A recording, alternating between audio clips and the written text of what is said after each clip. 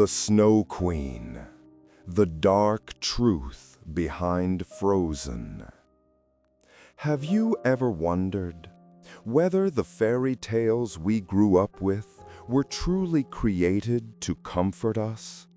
Or were they originally darker, deeper, and far more terrifying, only hidden from us because we were never told the complete original versions? If you've watched Frozen, you probably remember a world filled with colors, music, and the touching bond between two sisters. A world where coldness can be beautiful, where dangerous power becomes sparkling magic, where the ending is always soft and perfect. But Frozen only borrowed a title. The real story, Andersen's The Snow Queen, is completely different. It's not a tale about beautiful magic. It's a story about corruption, about a demon's mirror shard that makes people see ugliness in the world, and worse, makes them see ugliness in those they love. It's not a story about sisterhood. It's about two children, a boy whose heart is invaded by evil, and a small girl who dares to travel across an eternal winter to bring him back. And it's not a story that ends with fireworks, because this journey doesn't just shatter Kai's heart, it steals Gerda's childhood as well. Did you know? In the original story, the Snow Queen is not a misunderstood character. She has no tragic past, no hidden sorrow. She is the embodiment of cold, the cold that lives inside the human soul. No warmth, no salvation, no gentleness. She simply stands there, casting her shadow over the world with a deadly stillness. And what makes this tale even more terrifying is that the thing that turns Kai cruel is not a witch, not a curse, not a spell. It's just a tiny piece of glass, a shard that makes every beautiful thing appear distorted, laughable, contemptible. A shard that turns a child's heart into a block of frozen ice that cannot melt. And Kai, once a gentle, bright, innocent boy, slowly becomes someone who lives on mockery and coldness. That is the true horror of the Snow Queen. Evil doesn't come from magic. It comes from the way we see the world. Imagine this. You are living in a peaceful, ordinary world. You cherish the people around you. You believe in simple things. You love roses, sunlight, and the carefree laughter of childhood. Then, one day, the way you see everything suddenly changes. Sunlight becomes blinding. Roses look withered and ugly. The people you love appear foolish and ridiculous.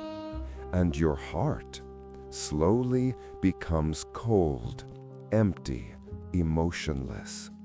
That is Kai, a change no one sees, no one understands, no one can cure. And the scariest part is, Kai himself doesn't realize that something has taken over him. There is only one person who doesn't give up: Gerda, the little girl with a heart purer than any magic in the world. Gerda's journey is not the dazzling adventure you see in Disney films.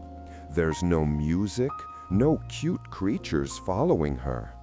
It is a solitary journey in an endless winter, a journey of tears, of fear, of moments where she almost gives up. She is deceived, imprisoned, kidnapped, stopped by strange, eerie forces. But with her heart, with her faith in Kai, she keeps going. That is what makes this story stronger than any adaptation. It is not about magic. It is about pure love, the only thing strong enough to defeat the coldness of evil. Why is such a story forgotten? Why does most of the world only know the colorful version, Frozen? Perhaps because Andersen wrote a story that is too real, too painful, too close to how evil actually works in real life. A tiny piece of glass is enough to warp everything beautiful. A small shift in the heart is enough to turn the one you love into a stranger. And only a courageous love like GERDA'S can bring them back. Now let us step deeper into the Snow Queen, not the children's version, not the glittering musical version, but the original, the darkest, the rawest, the most painful one. And the story begins with the mirror of the devil. The real story, Andersen's The Snow Queen, is completely different. It's not a tale about beautiful magic. It's a story about corruption, about a demon's mirror shard that makes people see ugliness in the world, and worse, makes them see ugliness in those they love. It's not a story about sisterhood. It's about two children, a boy whose heart is invaded by evil, and a small girl who dares to travel across an eternal winter to bring him back.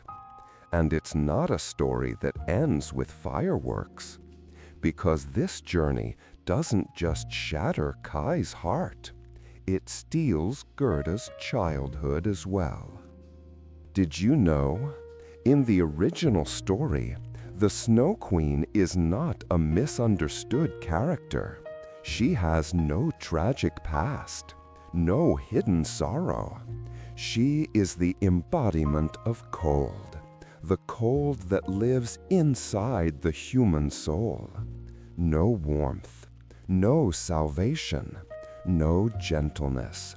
She simply stands there, casting her shadow over the world with a deadly stillness. And what makes this tale even more terrifying is that the thing that turns Kai cruel is not a witch, not a curse, not a spell. It's just a tiny piece of glass, a shard that makes every beautiful thing appear distorted, laughable, contemptible.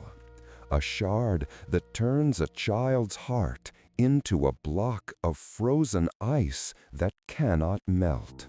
And Kai, once a gentle, bright, innocent boy, slowly becomes someone who lives on mockery and coldness.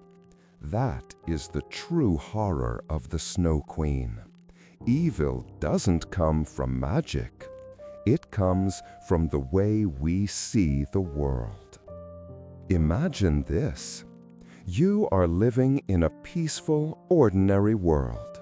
You cherish the people around you. You believe in simple things. You love roses, sunlight, and the carefree laughter of childhood.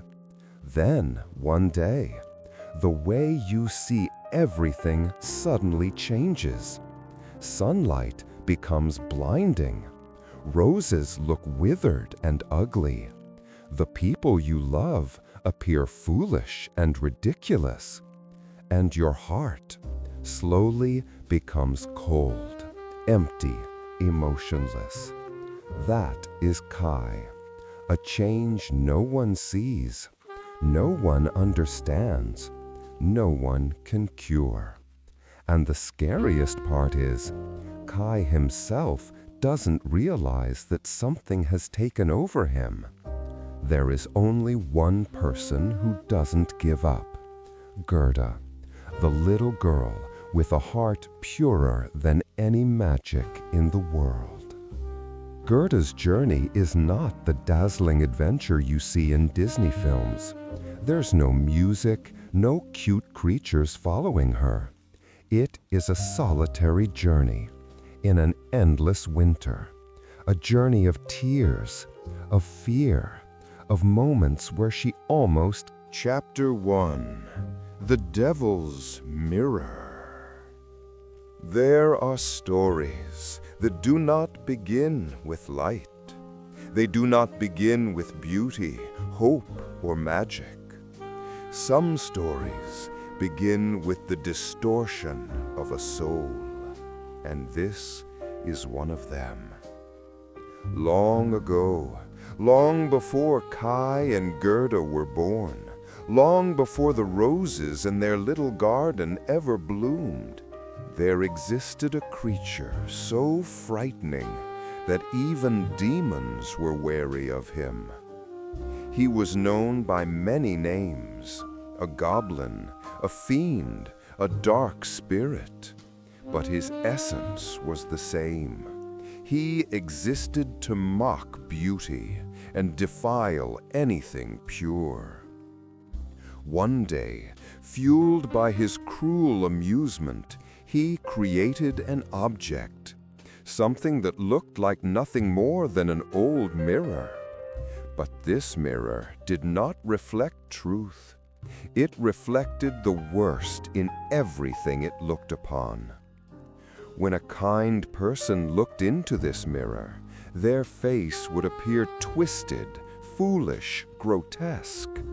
When someone looked at a rose, a flower symbolizing love and life, its petals turned black, shriveled, as if dying right before their eyes.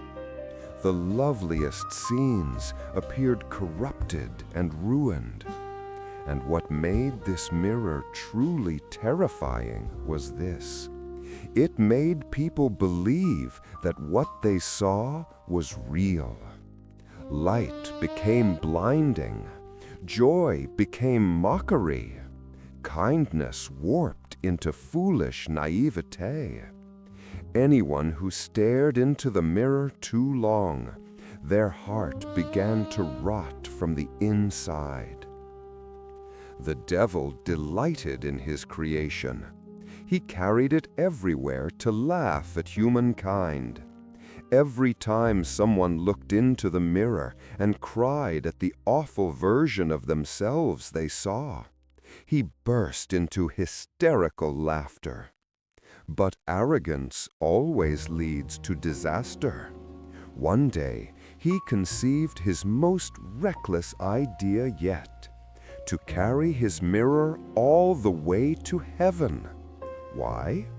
To mock the angels, to mock the purest beauty in the universe, to see what the mirror would do to paradise itself. He thought it would be hilarious to see angels twisted like hideous monsters, to watch heaven's perfect light become distorted filth. So he and his minions lifted the mirror and soared upward. The higher they flew, the stronger the wind. The air grew colder. The mirror shook violently. But they continued, closer and closer, to a place where even darkness could no longer reach. Until a moment, a violent tremor, a cracking sound, and then, boom! The mirror exploded into billions of pieces, echoing like a roar across the heavens. scattering with the wind. The shards became so small that no human eye could see them, but each tiny fragment carried the full venom of the original mirror. They drifted down to earth like black snow. They slipped into people's eyes, changing how they saw the world. They stabbed into people's hearts, turning their love into stone. Some larger fragments became thin sheets of icy glass, set into windows, doors, and even the hearts of those too cold to realize they had been altered. And from that moment onward, the world was never the same. If a shard of the mirror fell into someone's eye, they would see only ugliness. In others, in life, in everything good. If a shard pierced their heart, their emotions froze solid. No warmth, no love, no ability to trust. And those struck by both, one in the eye, one in the heart, slowly became creatures of mockery and cruelty, pushing away even the people they once loved most. These shards fell everywhere across humanity, burying themselves in hearts that never knew they had been poisoned. No magic could detect them. No prayer could remove them. Only pure love had the power to melt such evil. Centuries passed. The shards continued drifting through wind, snow, and the tempests of winter, until one day, one of the most poisonous shards fell into a small, quiet town, and it drove itself straight into the eye of a young boy, a boy named Kai. Moments later, another shard, tiny as a grain of sand, sharp as a blade, fell straight into his heart. That was the moment the fate of Kai and Gerda began to change. A shift toward winter, toward coldness, toward the Snow Queen. Chapter 2. The Pure Friendship of Kai and Gerda. If the devil's mirror is the seed of tragedy, then Kai and Gerda are the last light before winter devours everything. In a small town where attic rooftops leaned toward each other as if whispering secrets, lived two children side by side. Kai's house and Gerda's house were not wealthy, not large, but between them existed something priceless, a friendship as clean as the first snow and as warm as summer sunlight. Their houses were so close that they only needed to open their windows to see each other instantly. Between their two attics, Gerda's grandmother had grown a small garden, not big, but full of red roses climbing into arches and little loops, turning the space into a tiny box that held an entire summer. Every day they climbed there. Every day they watered the flowers, picked off pests, told each other stories. It was a tiny world, complete and beautiful, so perfect that it felt like nothing could ever hurt it. Kai was clever, quick, curious. He always wanted to know the reason behind everything. Gerda was gentle, innocent, full of empathy. She didn't need explanations. She simply loved. And so the two children grew up together like that. Summer under the roses, winter pressing their faces against the frosted glass, drawing shapes with their breath. Kai drew the sun. Gerda drew a heart. Neither had ever imagined sadness, never imagined that a single moment, a single shard of glass could destroy everything. On many winter nights, when snow piled on rooftops, Kai often told Gerda stories about the Snow Queen. He said he saw her through the window, a pale figure drifting in the wind. Gerda was scared. Kai wasn't. He was always curious, always wanting to understand anything he saw. But sometimes curiosity opens doors no one should step through. One summer day, while the two sat among the rose vines, Kai suddenly cried out and grabbed his eye. A shard of the devil's mirror, small as dust, sharp as a blade, had shot straight into his eye. Kai rubbed his eye repeatedly, blinking hard. He said it was only sand, but from that moment, everything beautiful in his world began to warp. Not long after, a freezing pain shot through Kai's chest, as if someone had stabbed his heart with a tiny knife made of ice. It was the second shard, the one that would change his entire life. Gerda didn't know what had happened. Kai didn't either. But the world through Kai's eyes was no longer the same. The roses he once adored now looked ugly. They're weird. There's nothing beautiful about them. Gerda smiled. Kai frowned. Why are you always so stupid? When grandmother spoke, he mocked her. Things Kai once treasured became worthless in his eyes. His warm heart, once full of sunshine, now turned cold as a slab of stone. But the most painful thing wasn't Kai's change. It was that he didn't even know he had changed. In Kai's mind, he was simply seeing the truth. That was the cruel effect of the mirror shard. On many winter nights, when snow piled on rooftops, Kai often told Gerda stories about the Snow Queen. He said he saw her through the window, a pale figure drifting in the wind. Gerda was scared. Kai wasn't. He was always curious, always wanting to understand anything he saw. But sometimes curiosity opens doors no one should step through. One summer day, while the two sat among the rose vines, Kai suddenly cried out and grabbed his eye. A shard of the devil's mirror, small as dust, sharp as a blade, had shot straight into his eye. Kai rubbed his eye repeatedly, blinking hard.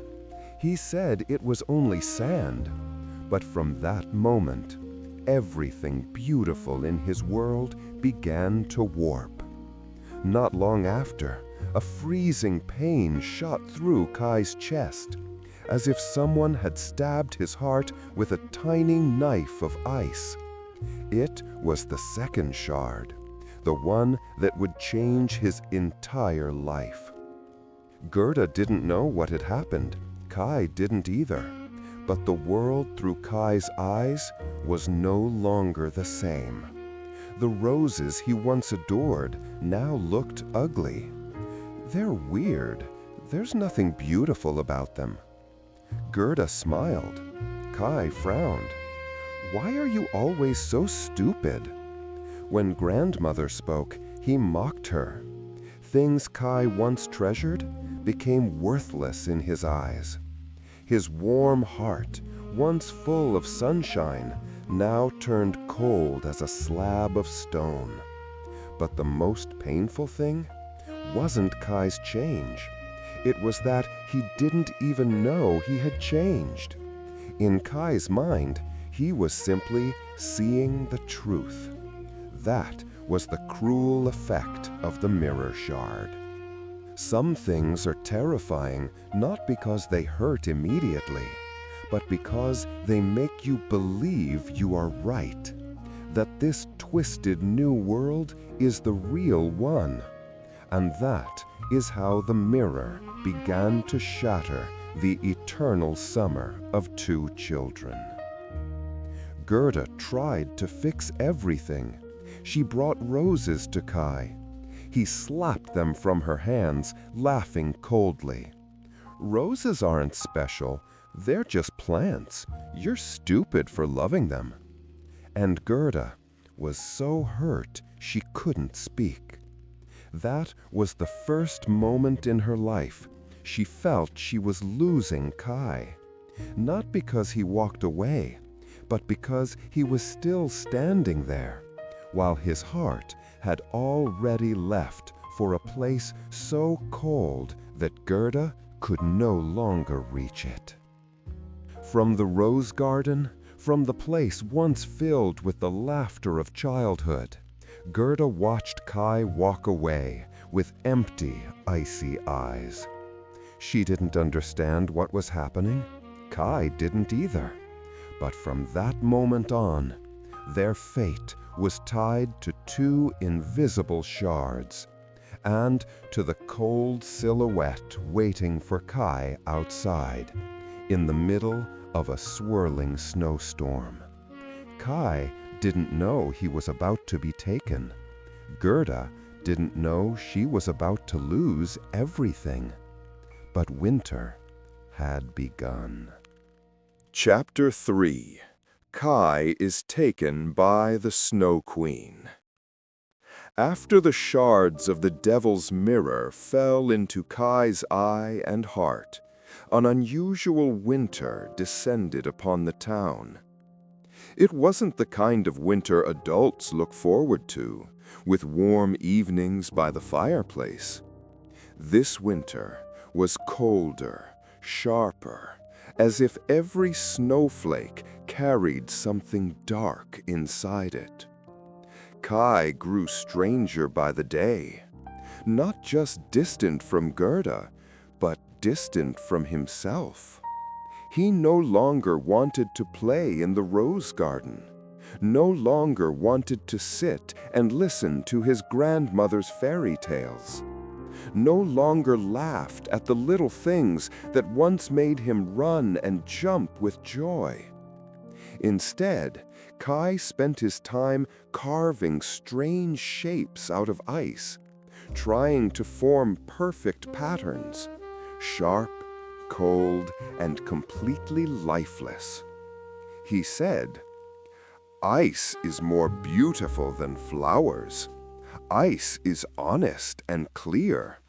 Flowers are just weak plants." Gerda stood there, watching Kai turn into someone else. She didn't understand why. She only felt a sadness spreading through her heart, cold as the winter wind. But the tragedy had not yet begun. The real story started on the day Kai decided to tie his little sled to the back of a white sleigh. That day, snow fell thick and heavy. The children of the street brought out their sleds to play. Laughter echoed through the white, icy air. Suddenly, a large sleigh appeared, white as moonlight, gleaming as if carved entirely from pure ice. The driver wore a white cloak, the hood covering their face completely. No one knew who it was. The sleigh moved so silently that the snow beneath it made no sound. Kai saw it and was drawn to it like a moth to a flame. He tied the rope of his small sled to the back of the white sleigh, not knowing he was tying his fate to something else entirely. The sleigh turned. It moved faster, then faster still. faster until the wind became knives slashing across his face. The other children shouted, "Kai, let go of the rope!" But Kai didn't hear. Or perhaps he didn't want to hear. Maybe the frozen heart inside him felt an eerie attraction to that deep, endless cold. After a journey so long that Kai could no longer see the town, the white sleigh finally stopped. The driver removed the hood, and Kai saw a face white as marble, as if sculpted from snow, beautiful in a way that sent chills down his spine. It wasn't a woman, wasn't a goddess, wasn't human. It was the Snow Queen. Her hair flowed like a river of ice. Her eyes were two perfect mirrors, and when Kai looked into them, he felt every emotion drain out of him, as if she were erasing his memories with her gaze alone. She spoke with a voice that had no sound, like wind, like ice cracking, like cold slicing through bone. "I have been watching you, Kai." Kai stammered, but his voice didn't tremble from fear. It trembled from fascination with that deadly beauty. "No one is as beautiful as you." The Snow Queen smiled, a smile beautiful but sharp as a blade. She leaned down and kissed his forehead. That kiss was not love. It was a blade of ice piercing a heart that already held a shard of the mirror. When the two met, they created a perfect total freezing. In that moment, Kai forgot his family, forgot the roses, forgot the attic garden, forgot the warm embrace of Gerda. She kissed him a second time, and this time he forgot fear entirely. Kai's heart became a perfect block of ice, with no space left for a single warm drop. The Snow Queen said, "You will come to my palace, where coldness is eternal. You are clever. You will help me solve the puzzle no one else can." Kai nodded, like someone walking in a dream, like a child who had already surrendered his soul to winter. She lifted Kai onto the sleigh and wrapped him in a white fur blanket. The sleigh shot forward into the snowstorm, rising so high that the small houses of the town below became tiny, fading dots. Kai looked down at the world that had once been his, but now nothing mattered. Not people, not memories, not love. Only ice, and the endless cold calling his name. Down below, in the little attic among the rose vines, Gerda was still waiting for Kai to return. She didn't know that from that moment on, he belonged to the Snow Queen. Not for a winter, but forever. Chapter 4. Gerda's Desperate Journey. When the Snow Queen's white sleigh vanished into the thick, roaring blizzard with Kai, the town fell back into a frightening silence.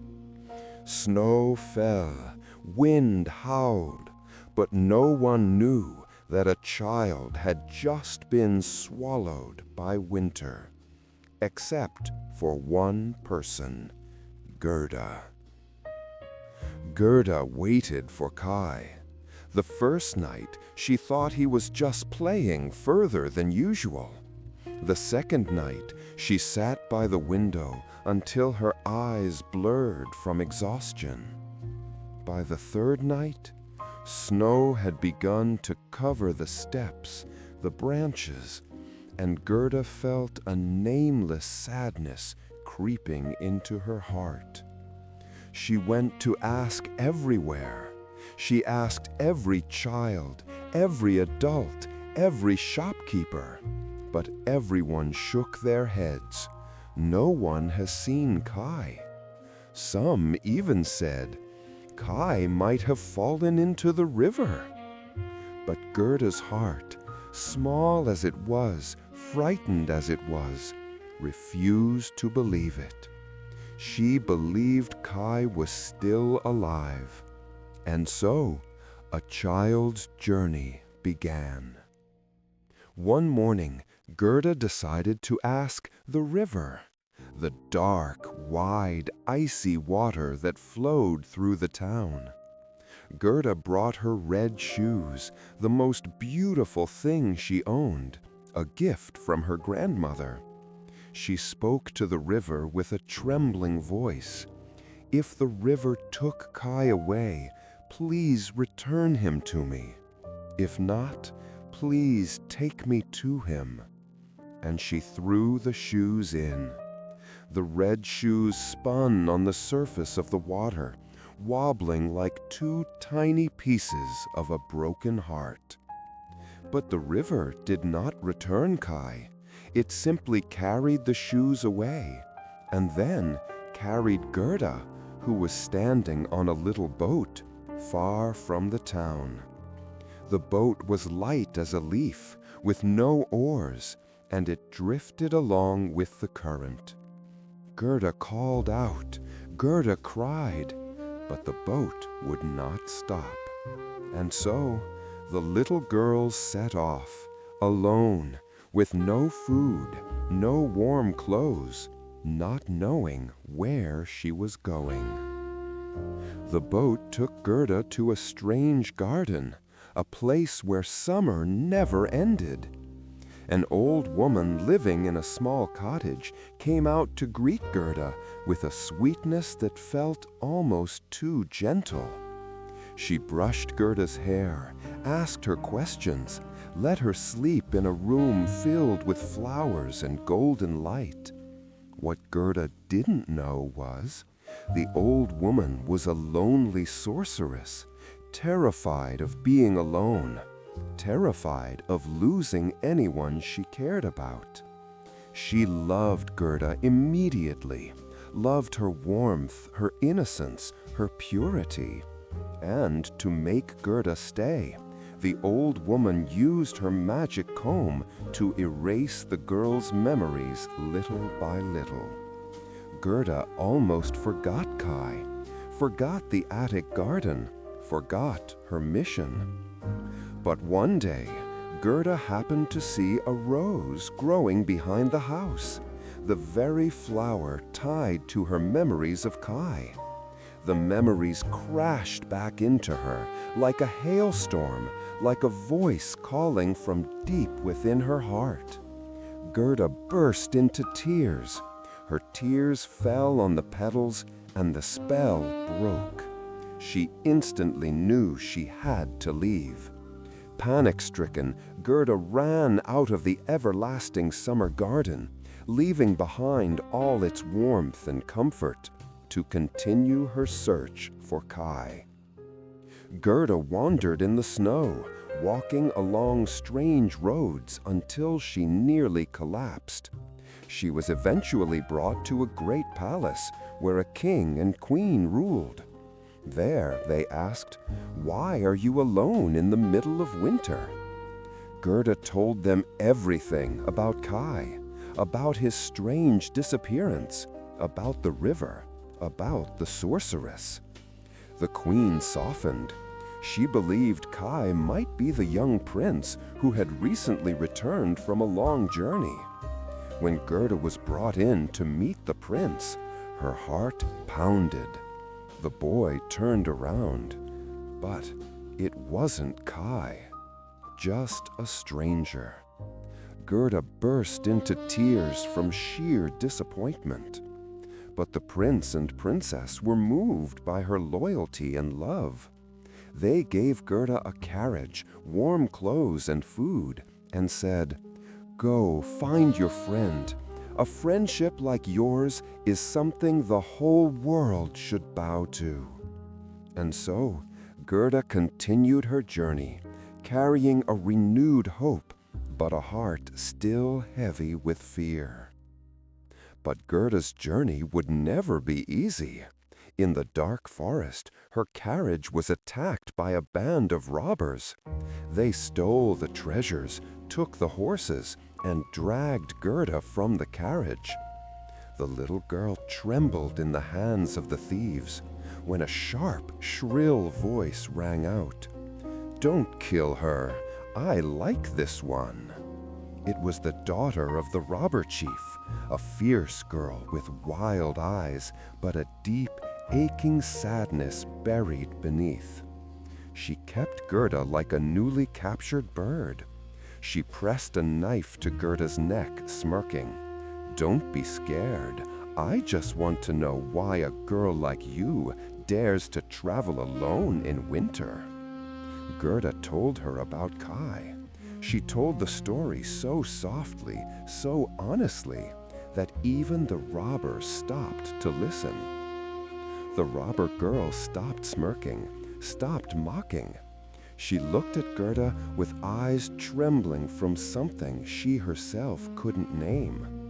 Perhaps jealousy, perhaps longing, perhaps the wish to have someone who loved her the way Kai loved Kai.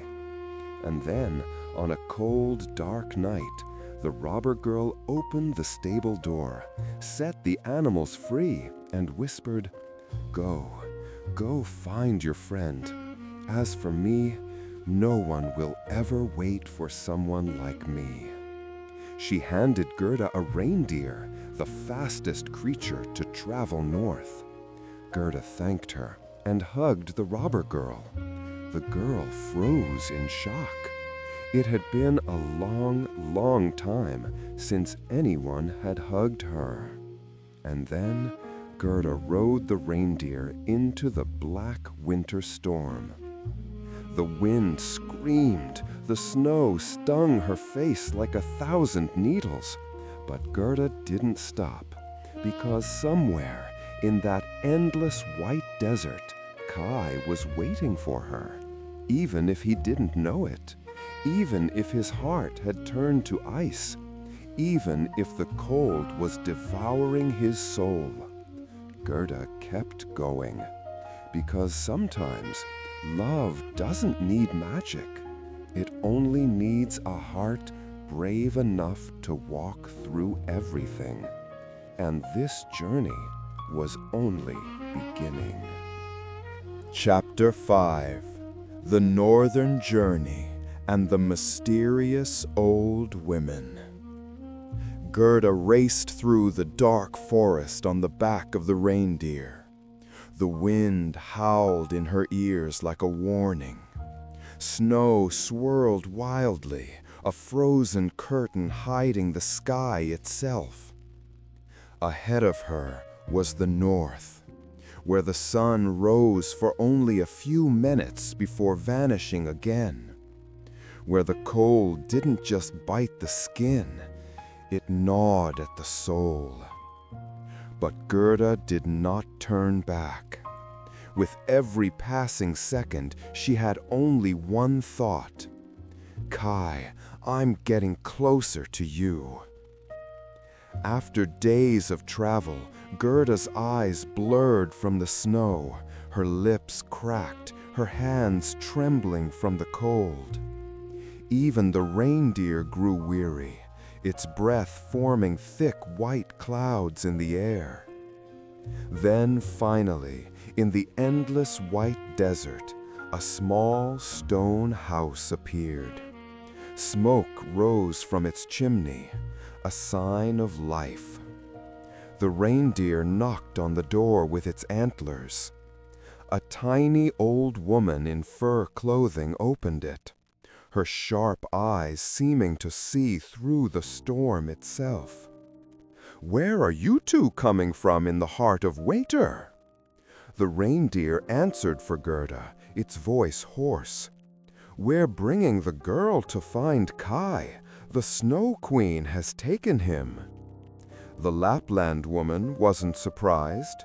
She simply nodded, quietly led them inside, gave Gerda food, and wrapped her in a warm blanket. Then she asked, "You love that boy so much?" Gerda only nodded softly. Her eyes were red from the wind, but shining with determination. The old woman sighed. A sigh of someone who had seen this too many times. "I can't do much for you, but I know someone who can." She wrote a few words on a piece of dried fish, yes, dried fish, and handed it to Gerda. "Bring this to the old woman in Finnmark. She lives farther north, at the very end of winter." Gerda didn't even have time to thank her before the old woman shut the door tightly, as if afraid the wind might enter, or that something else might overhear. Gerda and the reindeer set off again. The deeper they went into the north, the fiercer the storm became. The wind shrieked like the cries of lost souls. Ice sheets covered the path, slick and cold as metal. The reindeer had to use all its strength just to keep from slipping. At last, in the endless white desert, a small stone house appeared. Smoke rose from its chimney, a sign of life. The reindeer knocked on the door with its antlers. A tiny old woman in fur clothing opened it, her sharp eyes seeming to see through the storm itself. "Where are you two coming from in the heart of winter?" The reindeer answered for Gerda, its voice hoarse. "We're bringing the girl to find Kai. The Snow Queen has taken him." The Lapland woman wasn't surprised. She simply nodded, quietly led them inside, gave Gerda food, and wrapped her in a warm blanket. Then she asked, "You love that boy so much?" Gerda only nodded softly. Her eyes were red from the wind, but shining with determination. The old woman sighed. A sigh of someone who had seen this too many times. "I can't do much for you, but I know someone who can." She wrote a few words on a piece of dried fish, yes, dried fish, and handed it to Gerda. "Bring this to the old woman in Finnmark. She lives farther north, at the very end of winter." Gerda didn't even have time to thank her before the old woman shut the door tightly, as if afraid the wind might enter, or that something else might overhear. Gerda and the reindeer set off again. The deeper they went into the north, the fiercer the storm became. The wind shrieked like the cries of lost souls. Ice sheets covered the path, slick and cold as metal. The reindeer had to use all its strength just to keep from slipping. At last, in a place where the sky and earth seemed to merge, a small snow hut appeared, a white mound half buried in the storm. Inside sat the Finnmark woman, the final keeper of northern secrets, beside a tiny fire, her face carved by the harsh winds of the Arctic. The reindeer approached, set Gerda down, and offered the dried fish. The old woman examined it, nodded, but said nothing. Gerda huddled by the fire, trembling violently. She looked at the old woman with desperate eyes.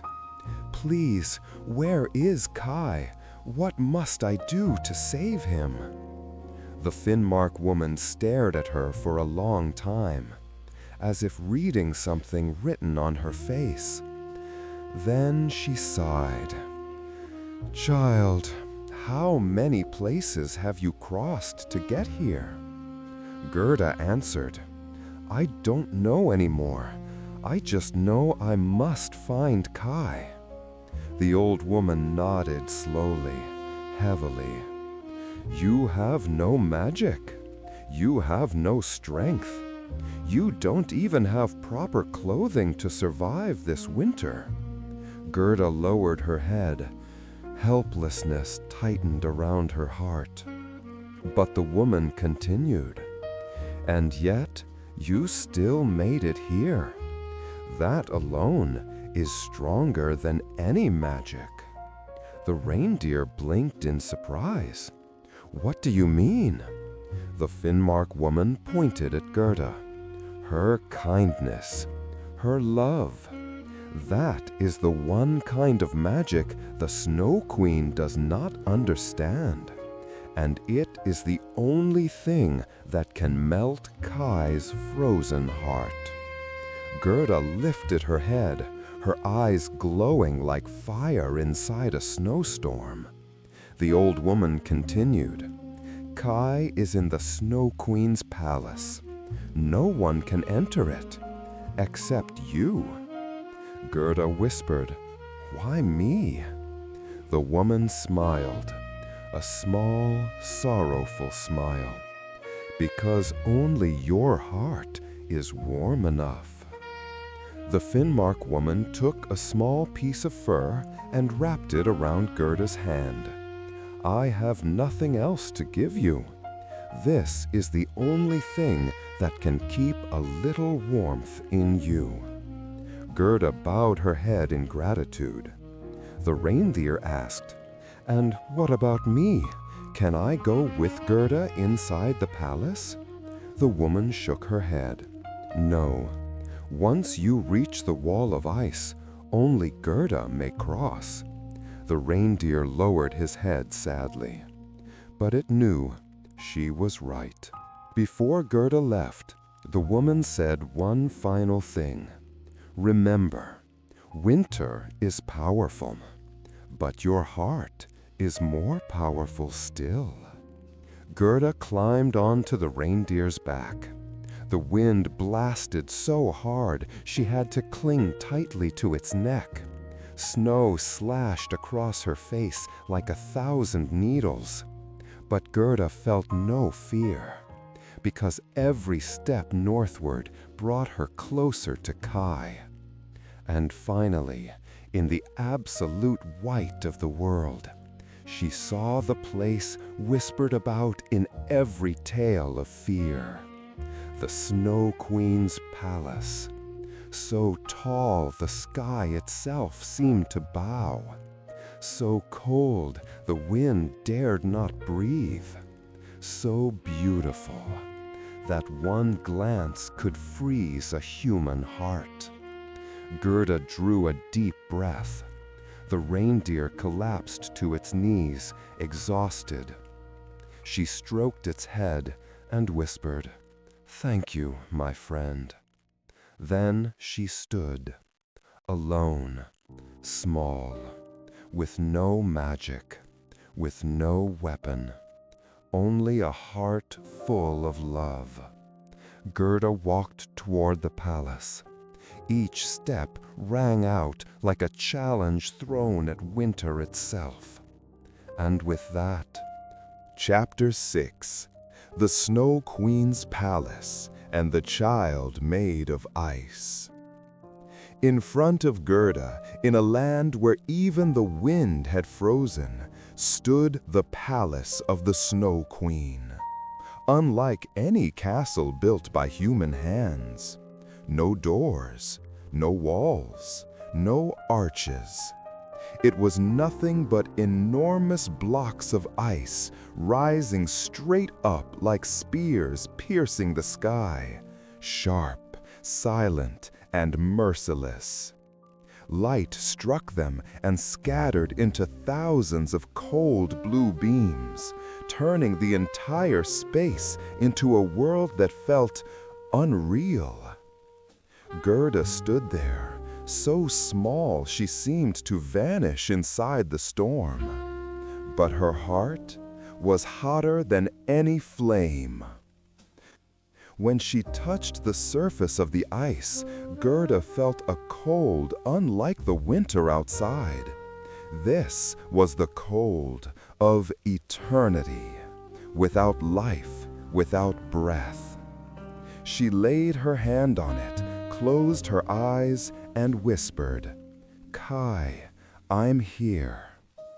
The ice gate, though it wasn't truly a gate, cracked open along a thin line, just wide enough for a child to slip through.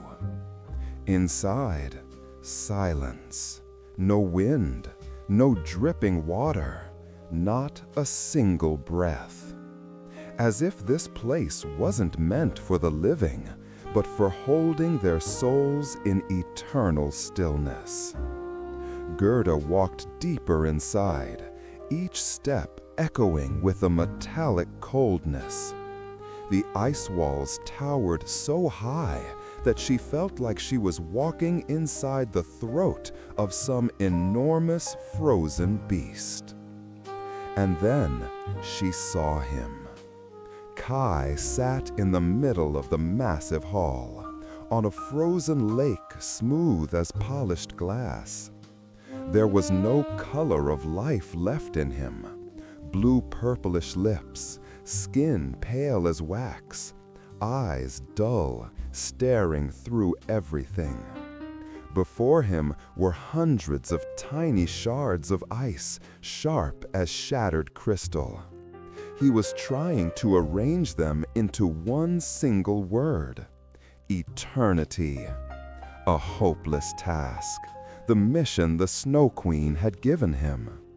If he completed it, he would be free. But it was a task designed to be impossible. Gerda exhaled sharply, tears streaming down her cheeks. She ran to him, calling, "Kai!" But Kai did not react. He didn't turn. He didn't blink. He only said coldly, "Don't bother me. I must finish this." That voice, it wasn't the Kai she knew. It was empty, like wind blowing through cracks in the ice. Gerda stepped onto the frozen lake. The cold shot instantly through her thin shoes, through her bones, making her whole body shiver violently. But she kept going, step by step, until she was only a short distance from him. She knelt beside him and whispered, "Kai, it's me, Gerda." Kai didn't look at her. He only said, "I don't know you. The Snow Queen told me I must finish this." Gerda's heart twisted. He spoke the Snow Queen's name with reverence, as if she were the only person in his life. That was when Gerda understood. Kai's heart was not just frozen. It had been taken from him. Gerda wrapped her arms around Kai, even though the cold radiating from him felt like knives cutting into her skin. She pressed her cheek to his back, shivering and crying, "Kai, I came so far to find you. You can't leave me behind. Kai." Her tears were so warm that when they fell onto Kai's chest, they stayed there for a moment on the ice before seeping through. A soft crack, as quiet as a needle tapping crystal, echoed. Kai froze. Gerda cried harder, holding him tighter. All the fear, all the empty nights, all the rejections, all the whispered prayers in the dark, everything melted into those burning tears. They ran over Kai's heart, and the ice inside him, the ice born from the wicked mirror shard, began to thaw. Slowly, but surely. Kai blinked. A single tear, his first in so many months, slipped from his eye. And when that tear hit the ground, the mirror shard in his eye fell out. Kai drew back, bringing a hand to his face as though waking from a long, dark dream. He looked at Gerda, and for the first time in so long, his blue eyes warmed. Gerda? Where are we? Gerda laughed through her tears. She threw her arms around him, and this time, Kai truly embraced her back. The embrace, simple, sincere, was stronger than any curse. The light inside the hall shifted. The frozen lake trembled and cracked beneath them. The ice shards in front of Kai, the ones that had defied him, now moved on their own, twisting, sliding, and finally forming the very word he could never complete: eternity. As if Gerda's power, that mysterious force the Snow Queen never understood, had broken the rules of this place. The entire palace shuddered. The massive ice blocks groaned, as if crying out. The Snow Queen, somewhere deep within the storm, knew she had lost. Kai trembled and looked around. Gerda, what have I done? I'm so cold. Gerda held his hand tightly. It's okay. I'm taking you home. She pulled him to his feet.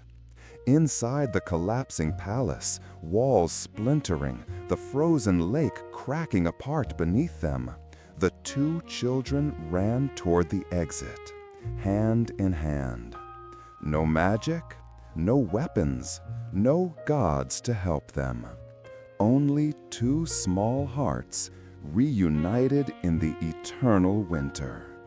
The journey home would still be long, but at last, Gerda had taken Kai from the Snow Queen's grasp. And this was only the beginning. Chapter 7. The Snow Queen's palace did not collapse with a thunderous crash. It fractured in silence. Thin silver cracks spread across the transparent ice. The cold blue light turned into blinding flashes of white, reflecting across the faces of the two children. Kai held Gerda's hand so tightly his knuckles turned white. He had just awakened from a long nightmare, and Gerda still trembled from the cold, gripping every strand of her hair, every fingertip. But though their hands shook, their steps were steadier than ever. The moment they ran out of the great ice hall, the wind screamed wildly, as if winter itself raged at having a soul stolen back from its grasp. Blizzards tore through the corridors, carrying razor-sharp shards of ice, drawing white spirals across the sky. Gerda wrapped her arms around Kai when a sudden gust nearly threw them onto the ice. "Don't be scared, I'm here."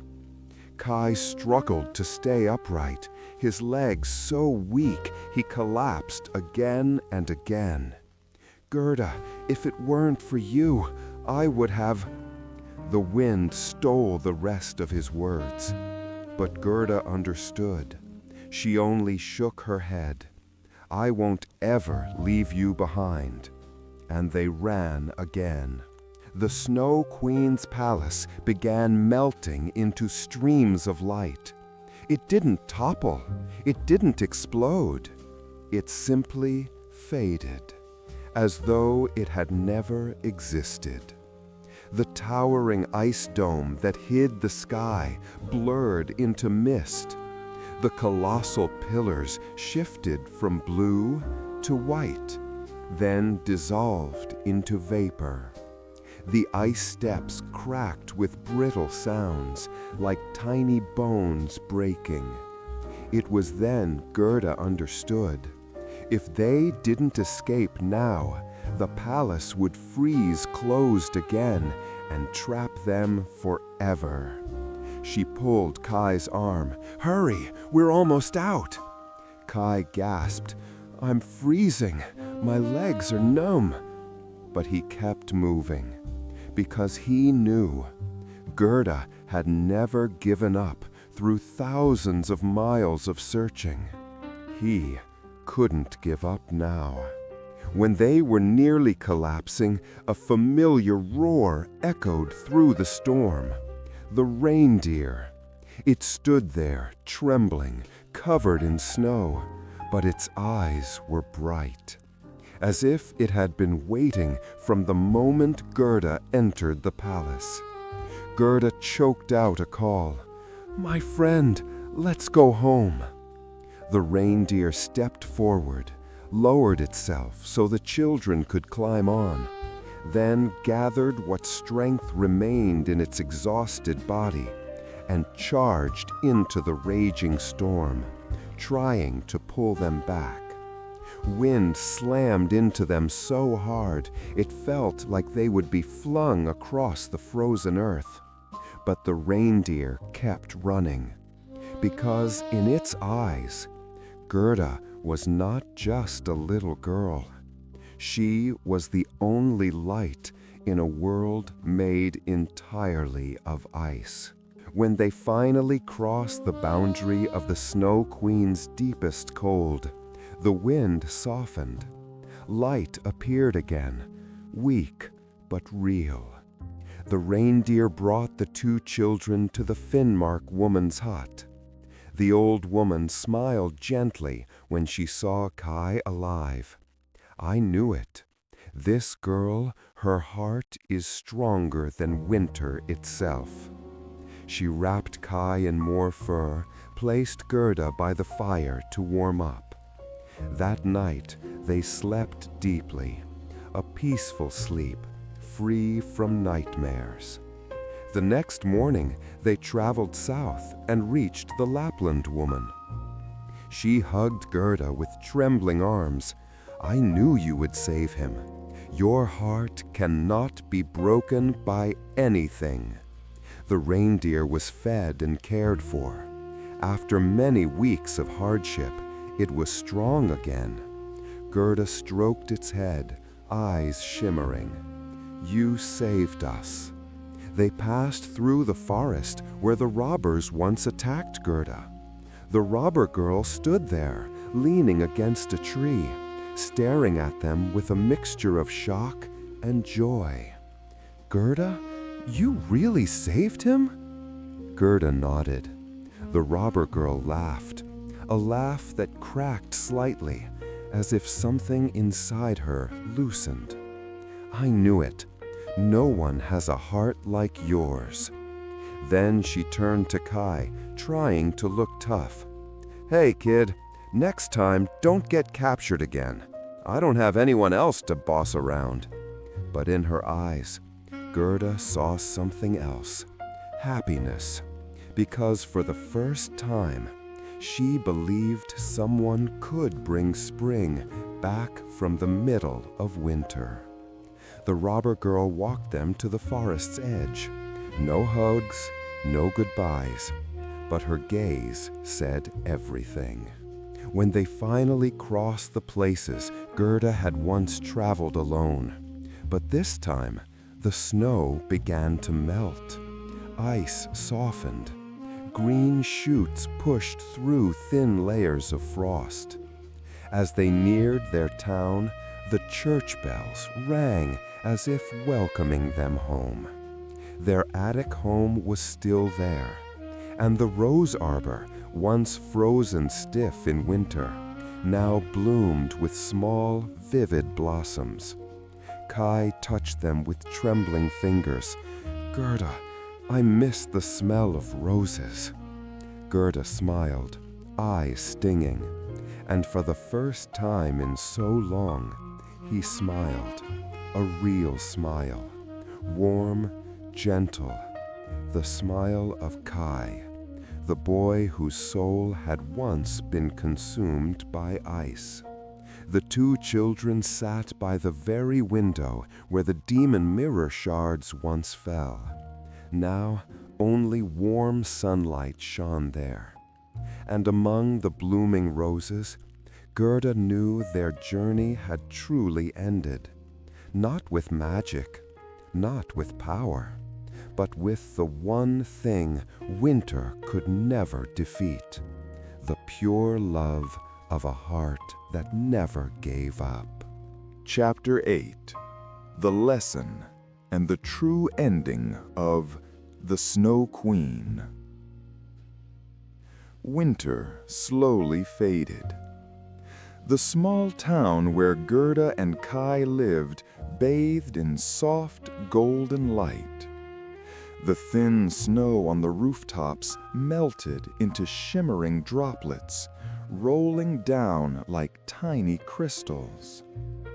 Inside the attic room, the place that had once witnessed their deepest despair, sunlight now poured in. Gerda and Kai sat together. No more fear. No more cold whispers in the wind. Just two children. But in their eyes was a maturity far beyond their years. The story seems to end here. But actually, this is where the true lesson of the Snow Queen finally reveals itself. Many people think The Snow Queen is a story for children. But through Gerda's journey, every detail says, this is a story written for adults. For those who have lost someone.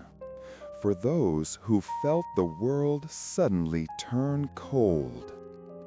Kai wasn't simply taken away. He was changed from the inside. Just like when a close friend or someone you deeply love becomes a stranger overnight. Not because they want to be, but because some invisible pain has frozen them from within. Gerda didn't fight with a sword. She had no magic, no divine help. She had only real tears, real love, and real determination. And those were what defeated winter. Throughout the story, the Snow Queen does very little that is evil in the usual fairy tale sense. She never hits Gerda, never poisons Kai, never uses brute force. Her cruelty is her coldness. She has no heart, no understanding of love, no understanding of the hunger to be remembered by someone.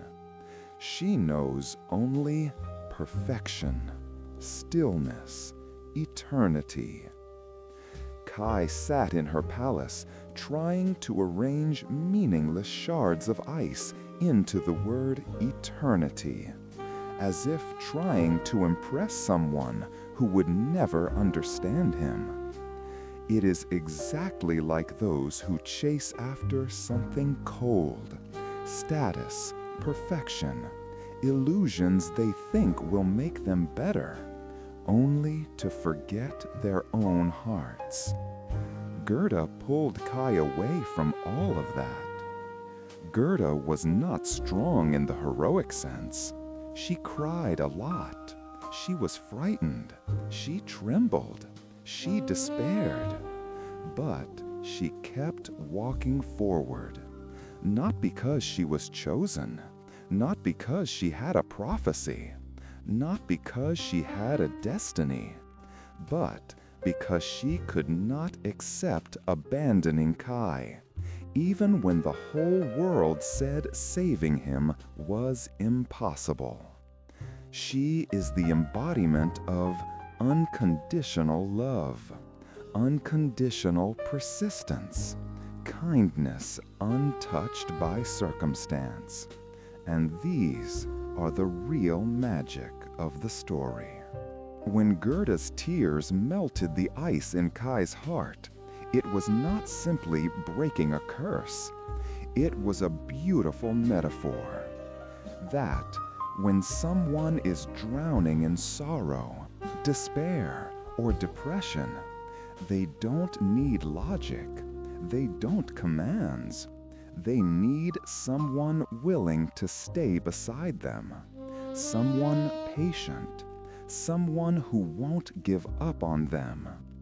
Gerda's tears were not magic tears. They were real tears, real sadness, real compassion, and they awakened Kai, the same way kindness can pull someone out of a very dark place. Gerda and Kai returned to the attic where they once played together as little children. Everything was the same. The rose pots, the window pane, sunlight filtering through, the distant church bells. But they were no longer the same.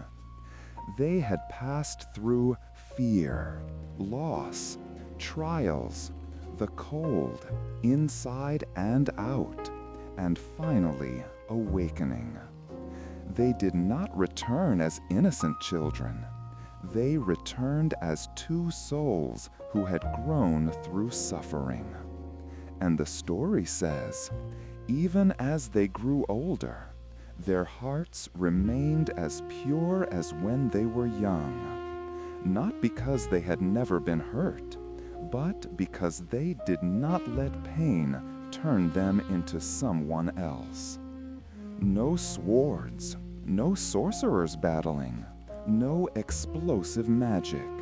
The whole tale is simply about a girl who dared to travel to the ends of the world just to call the name of someone everyone else had already forgotten. It is the simplest, yet most beautiful form of human devotion. And that is why the Snow Queen is not a bedtime fairy tale. It is a reminder. Cherish those who didn't leave you when you were at your coldest. Cherish the hearts that walked through storms just to reach you. And sometimes, the warmest thing in the world isn't fire. It's someone who refuses to give up on you. And slow, the long journey through snowstorms, through darkness and hope, finally came to a close. The Snow Queen is not merely a story about two children crossing a frozen world. It is the journey each of us walks through in life. The times our hearts are wounded, the times the world around us turns cold, the times we lose someone we love, and the times someone pulls us back from the dark. I hope that through this story you realize that no matter how long the winter is, no matter how cold your heart becomes, there is always a place to return to, and someone who can bring you warmth again.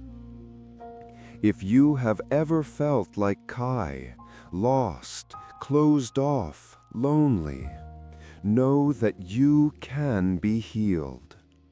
And if you are like Gerda, always believing, always trying, know that your strength is far greater than you think. Thank you for walking with this story all the way to its final moments. Thank you to every one of you for taking the time to listen. Every view, every comment, every like is the motivation that keeps me creating deeper, richer, more emotional stories. If you enjoy mystical tales, emotional journeys, or symbolic interpretations full of meaning, please subscribe, turn on notifications, and leave your thoughts below. I read everything, and I truly cherish every word from you. Thank you for being here. You're listening to the voice of Whispered, where sleeping stories are awakened, where beauty hides behind even the coldest things, and where wandering hearts find their way home. See you again in the next story, in a quiet night, a still space, and a soul ready to hear something magical. Wishing you a peaceful day or a beautiful night, wherever you are.